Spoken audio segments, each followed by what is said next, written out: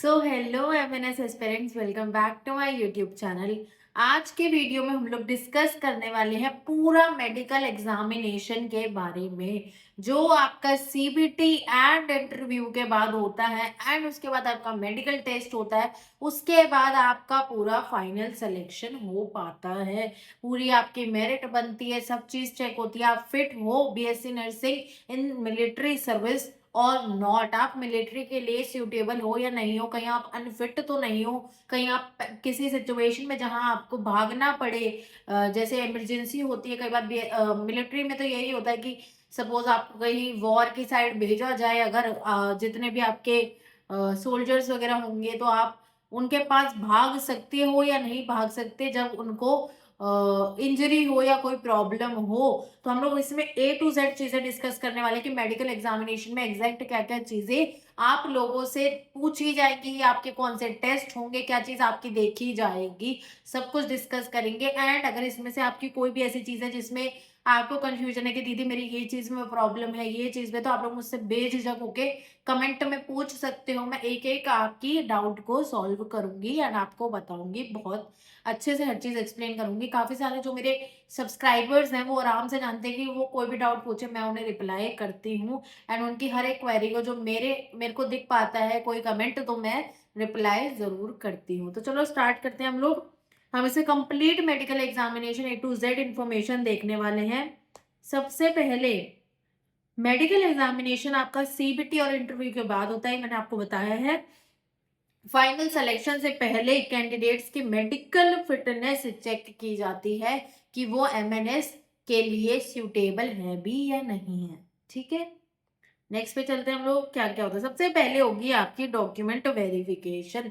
सबसे पहले आपका रीनीट का एडमिट कार्ड देखेंगे, फिर आपका आधार और वैलिड आईडी, जो भी आपकी वैलिड आईडी हो, लाइक आपके पास पैन कार्ड हो, वोटर आईडी कार्ड हो, या फिर आपके पास आपका आधार कार्ड हो।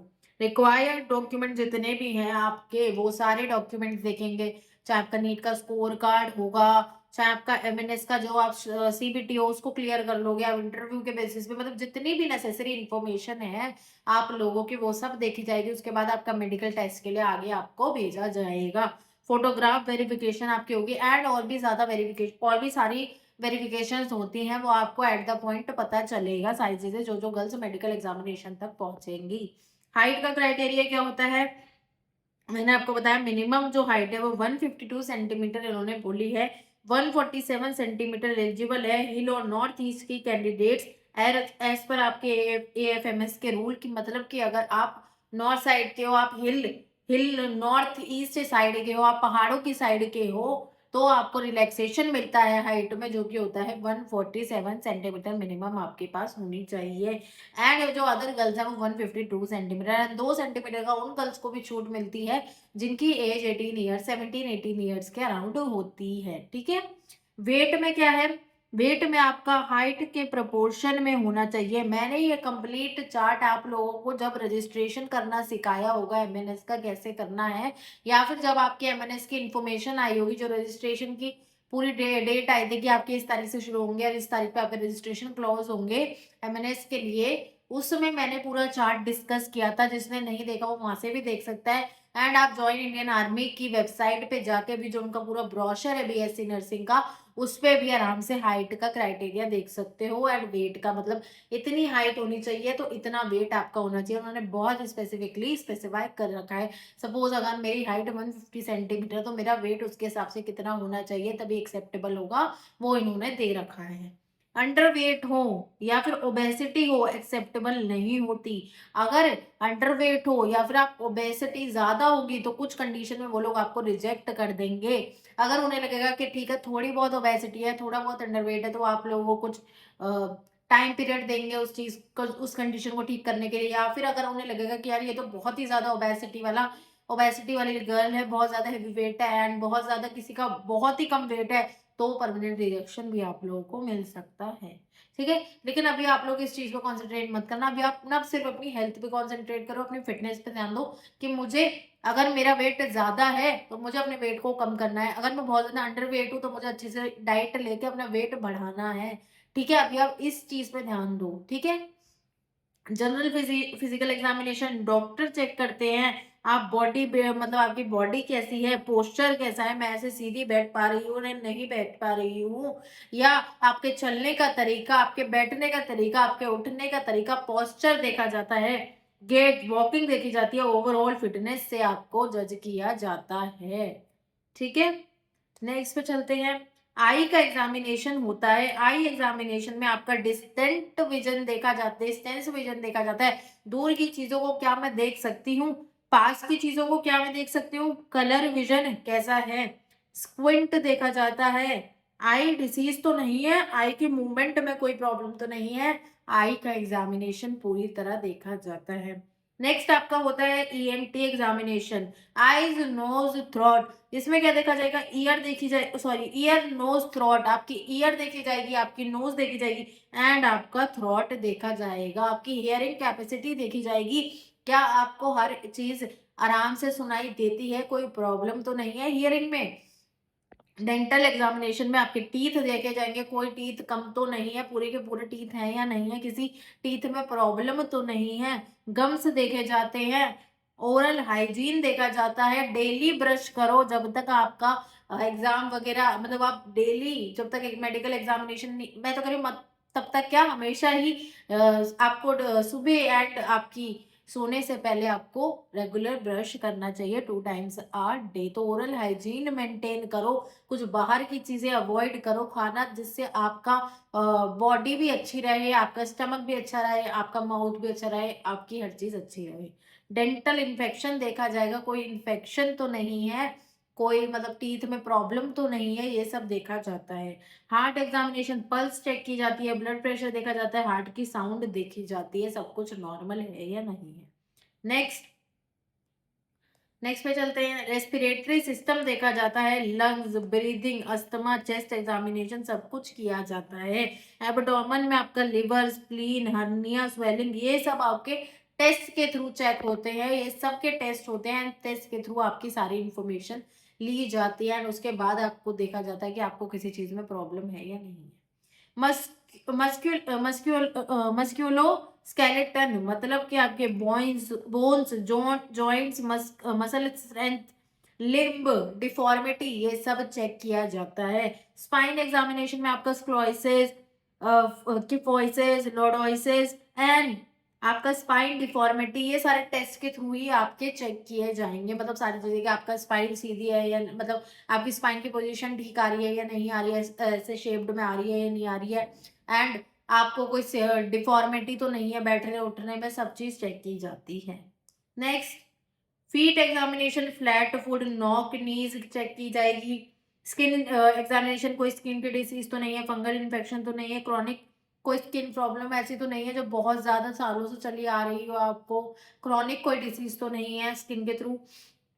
Neurological examination, reflexes, coordination, balance check किया जाएगा। गायनाकोलॉजी एग्जामिनेशन, फीमेल कैंडिडेट्स वालों मतलब लड़कियों के लिए, फीमेल कैंडिडेट्स के लिए gynaecologist logical assessment, lady gynaecologist आपकी चेक करेगी, अगर एएफएमएस प्रोटोकॉल के मुताबिक रिक्वायर्ड हो तो वो लोग आपका गायनोलॉजिकल टेस्ट भी करवाएंगे। नेक्स्ट नेक्स्ट आपका चेक किया जाएगा टेस्ट। टेस्ट आपके कुछ होंगे जैसे कि आपका complete haemogram CVC, complete blood count check होगा, आपका fasting blood sugar and haemoglobin A1C check होगा। इसके अलावा आपका liver function test, LFT, kidney function test, KFT, lipid profile, urine routine, microscopy, resting ECG, ultrasound abdomen and pelvis and आपका chest x ray, PA view and x ray, LS spine, आपका AP and lateral आपका check होगा। ठीक है, test आपके कुछ specific ये होंगे।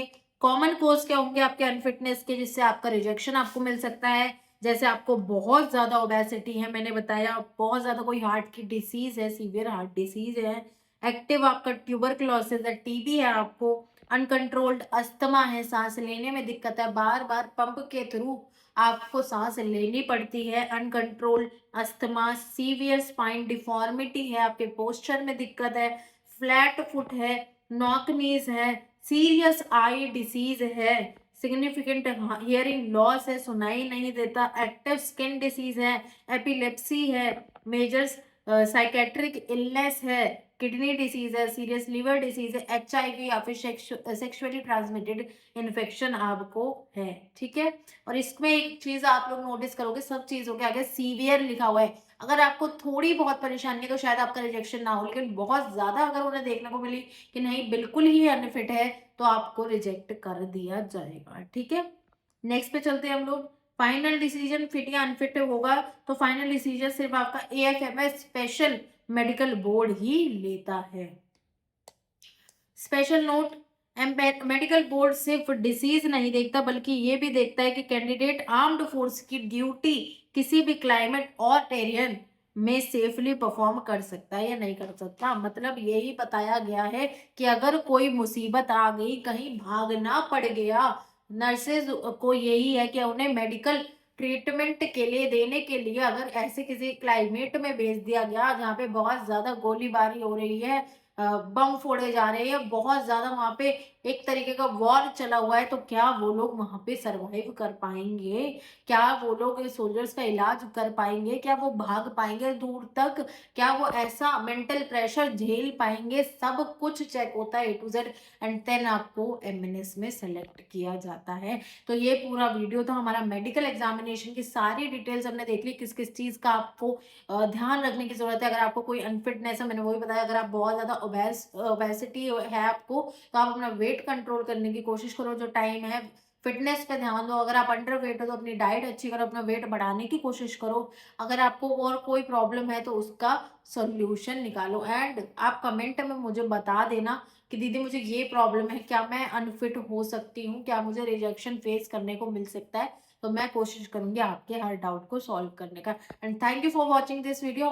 इस चैनल को सब्सक्राइब कर लो कोई फर्स्ट टाइम मेरी वीडियो देख रहा है तो, क्योंकि इसमें MNS से related A to Z information हम लोग डिस्कस करते हैं। मेरी सीरीज चल रही है यूट्यूब पे, अभी हम लोग MNS का पूरा सिलेबस कवर कर रहे हैं। एंड जैसे ही सिलेबस कवर होगा उसके बाद हम मॉक टेस्ट लगाना शुरू करेंगे। एंड जो जो बच्चे मेरे साथ जुड़े हुए हैं उन्हें पता है कि हम लोग बहुत अच्छी तरह MNS की तैयारी कर रहे हैं, वो भी फ्री यूट्यूब लेक्चर से, कोई पेड कुछ भी नहीं है। टेलीग्राम ज्वाइन कर लो, वहाँ पे मेरी जितनी भी इन्फॉर्मेशन है आपके एग्जाम से रिलेटेड, आपका कोई नया नोटिफिकेशन आता है, आपका वर्कशीट नोट, सब कुछ मेरे टेलीग्राम पे अवेलेबल है। Thank you for watching this video.